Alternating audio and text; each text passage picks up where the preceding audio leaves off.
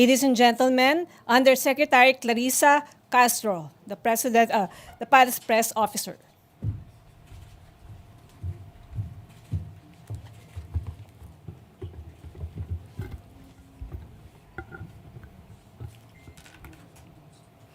Magandang umaga, Malacanang Press Corps. Welcome sa ating press briefing ngayong araw. Simulan natin sa magandang balita na dala ng administrasyon ni Pangulong Ferdinand R. Marcos Jr. sa Bagong Pilipinas.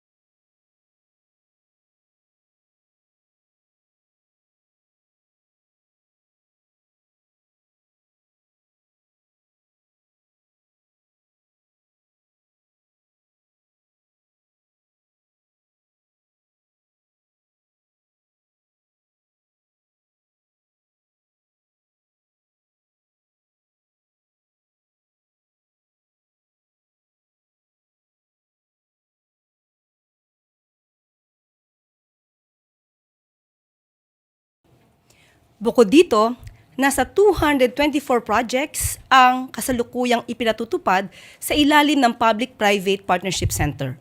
Kasama na ang ilang mga paliparan gaya ng Ninoy Aquino International Airport, Lagindingan International Airport, at ang Metrorail Transit Line 7.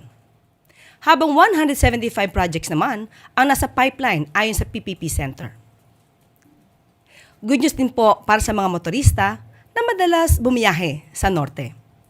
Kahapon nga ay inanunsyo ng NLEX na bilang tugon sa panawagan ng DOTR, pansamantalang ipatutupad ang libreng toll sa northbound lane mula Balintawak hanggang May Kawayan simula alas 12 ng tanghali ngayong araw. Mananatiling libre hanggang maibalik sa normal ang daloy ng trapiko sa naturang bahagi ng expressway. At ito po ang mga good news sa araw na ito. Maaari na po tayong tumanggap ng katanungan mula sa inyo. Unang tanong mula kay Glisel Pardilla, PTV. Good morning po, Yusek. Yusek, among the approved projects is Panahon ng Pagkilos, which allows communities to choose micro projects for disaster response like water and energy systems. Why is this important? Definitely, it's very important as of today, especially that we are about to face this kind of water crisis, water supply crisis. So we have to move faster. We have to move very systematically so that we can answer all the issues, all the would-be problems in the coming months or days. Next question, Alvin Baltasar, Radyo Pilipinas.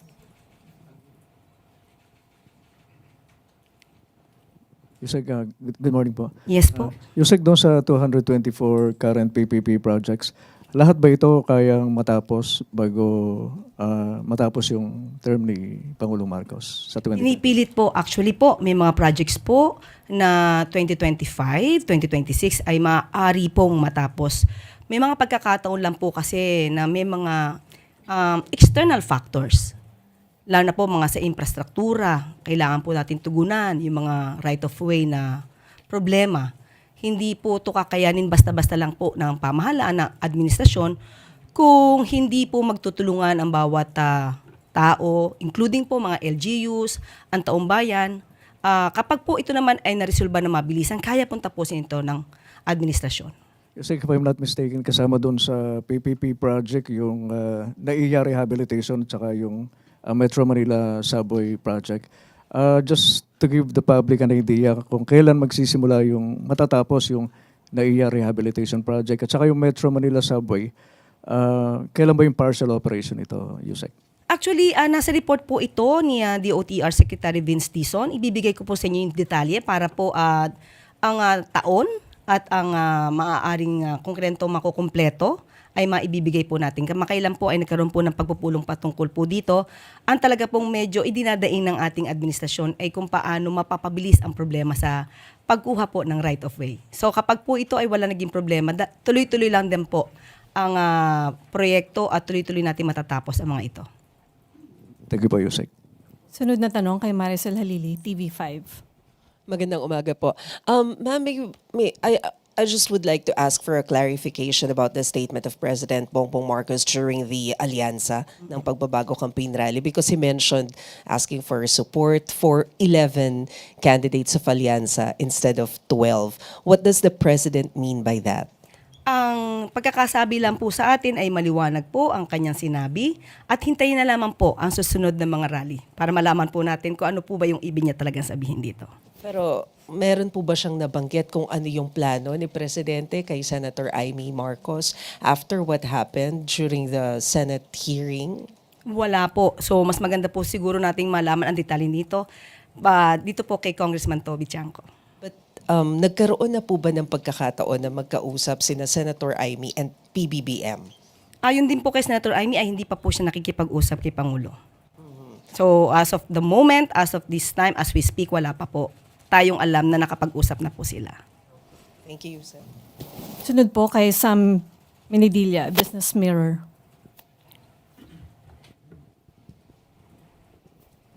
Good morning, ma'am. Good morning po. Itatanong ko lang po kung may update na po ba, kung may plan na po ang Marcos administration to raise the tariff for rice amid na pababa na raw yung presyo ng rice dahil nga ongoing yung harvest season. Opo, maganda nga po yan. Sana nga po ay magkaroon pa po tayo. Kasi meron po tayong pagre-review sa kasalukuyan. At tama po kayo, maaaring malapit na po ang harvest season.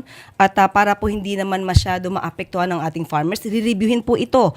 At kapag ka po nagkaroon na po ng detaling pag-uulat ang NEDA, ito po ay dadalhin sa Office of the Executive Secretary para po maibigay po sa ating Pangulo. Clarify ko lang po, ma'am. Bali sa ngayon, wala pang recommendation yung NEDA at saka yung DA pagdating dun sa Executive Order number 62.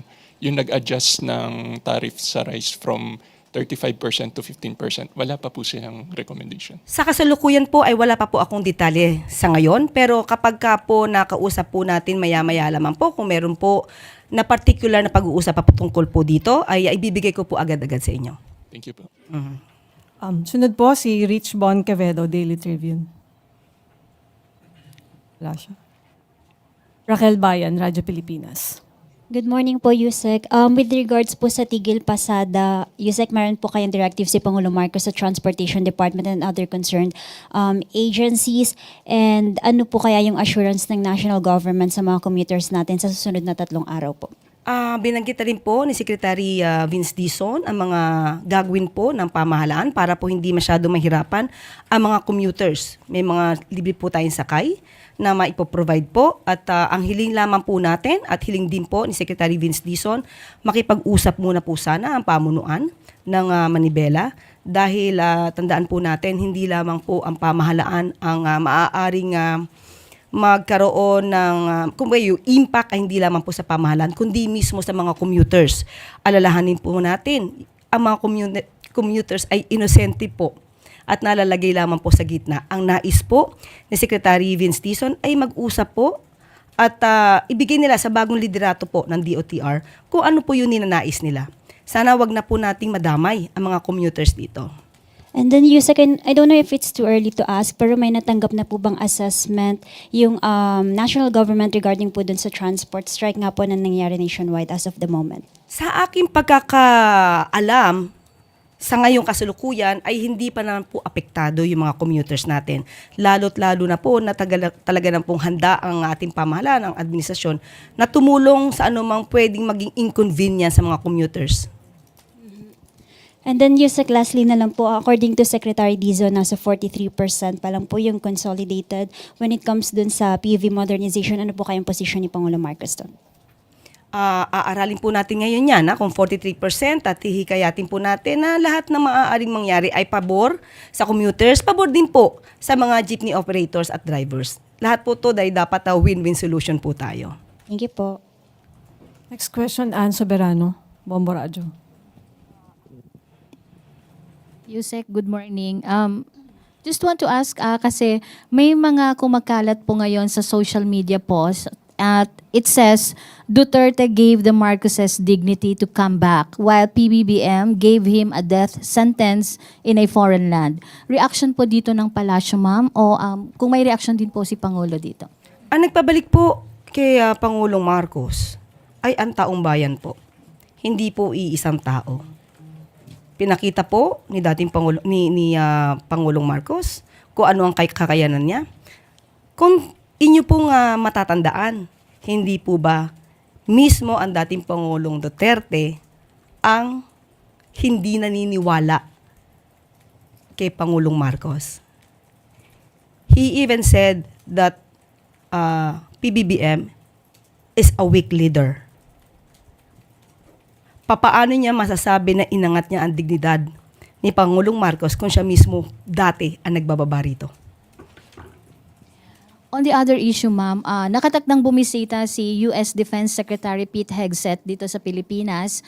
May scheduled meeting po ba siya with PBBM at possible po bang matalakay ang issue sa West Philippine Sea considering patuloy po yung pagiging agresibo ng China? At kung ang pakay kasi ni Secretary Hegseth ay para palakasin po ang regional security. Confirm po ang pagbisita po ni US Defense Secretary Hegseth. Pero po ang mga detalye po niyan ay ang magbibigay lamang po ay ang DFA at ang DND po. So wala silang meeting with President, ma'am? Ang detalye po ay sila po mismo ang magbibigay at ibibigay po namin sa inyo pagka po nagkaroon na po ng meeting. Thank you, ma'am. Let Narciso, DZRH. Good morning, Yusek. Morning. Sabi po ni Senator Robin Padilla sa kanyang Facebook Live, hinihigpitan na ng mga otoridad sa bansang The Netherlands ang mga supporter ni dating Pangulong Duterte. May mensahe po ba o apela ang Malacanang sa mga Pilipino doon? Unang-una po, hindi lang po sa mga kababayan natin sa ibang bansa, kundi dito na rin po, na manatili po tayo na kalmado. Hinahayaan lang po natin na umandar ang batas at ang hustisya. Kung meron man pong paghihigpit na nagaganap sa bansang Netherlands, ay hindi na po ito natin sakop. Ito po ay pinapatupad lamang po siguro ng bansang Netherlands ang kanilang batas doon. Sunod na tanong kay Rizal Insigne, IBC. Microphone.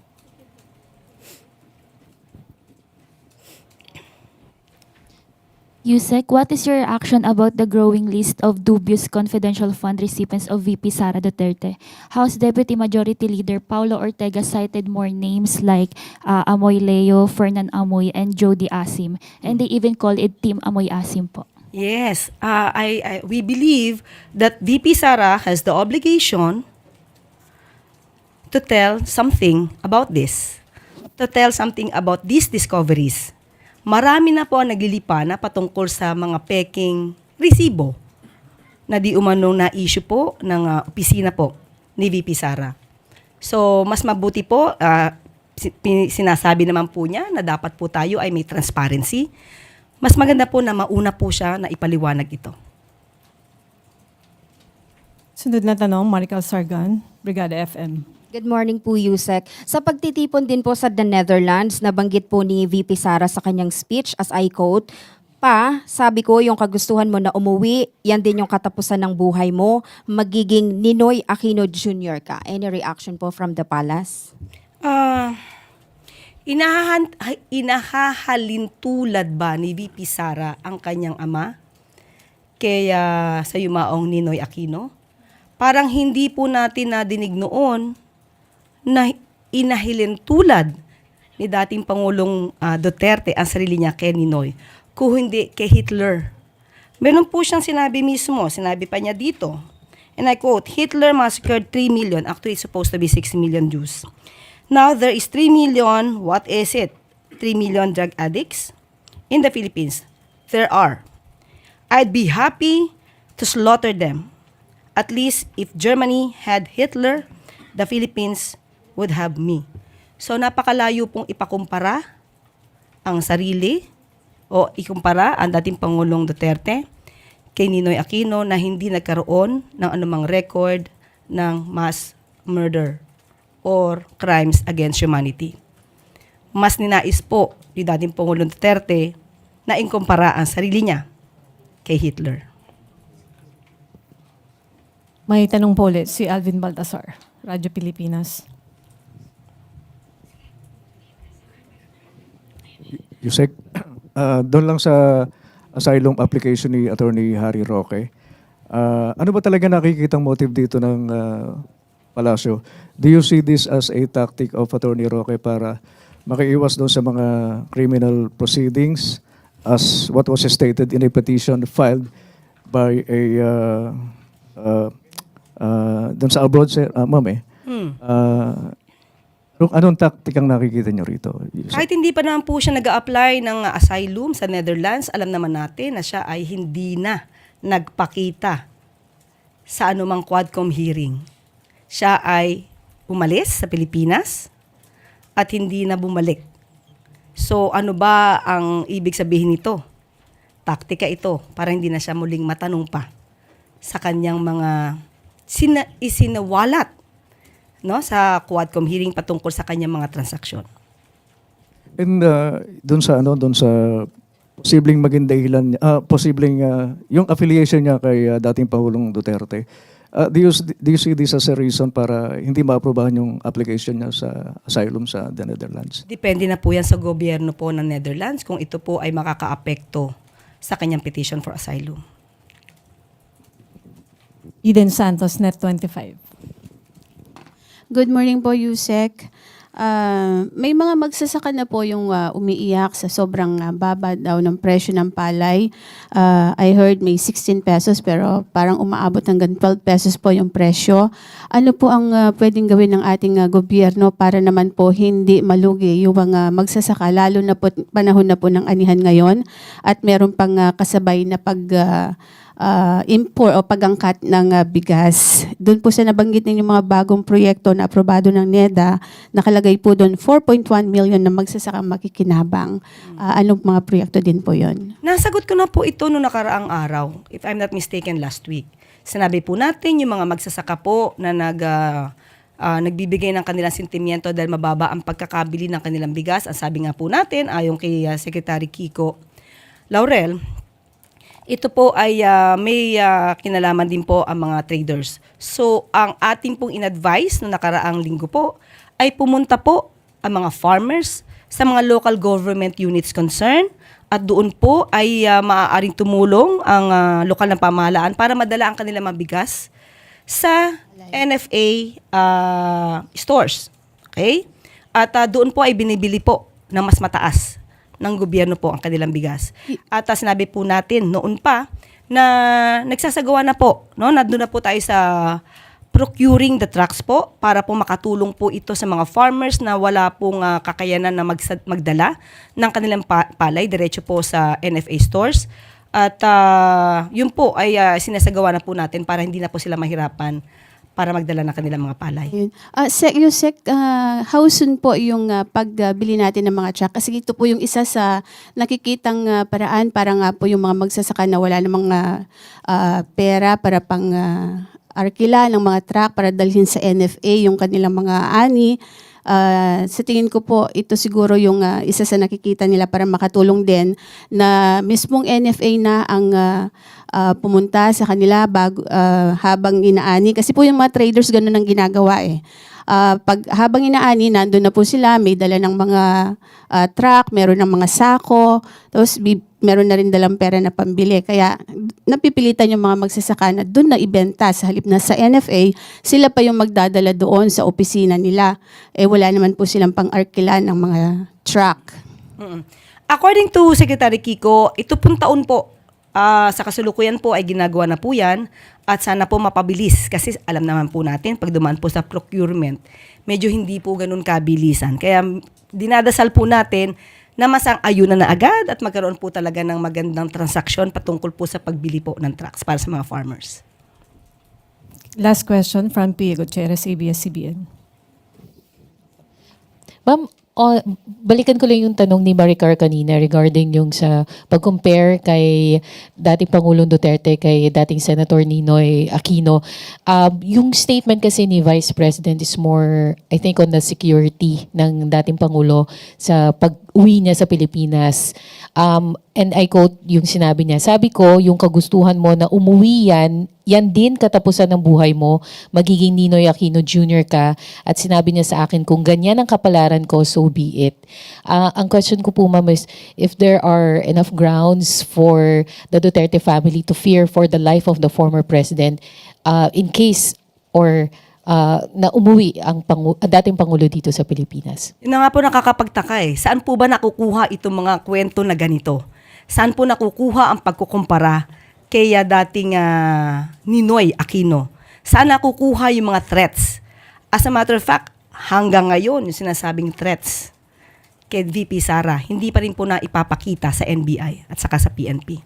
So saan lamang po ito nakukuha? Kailangan po natin kasi ng mga materyales, ng mga ebidensya bago po magsagawa ng ganitong mga klaseng statements.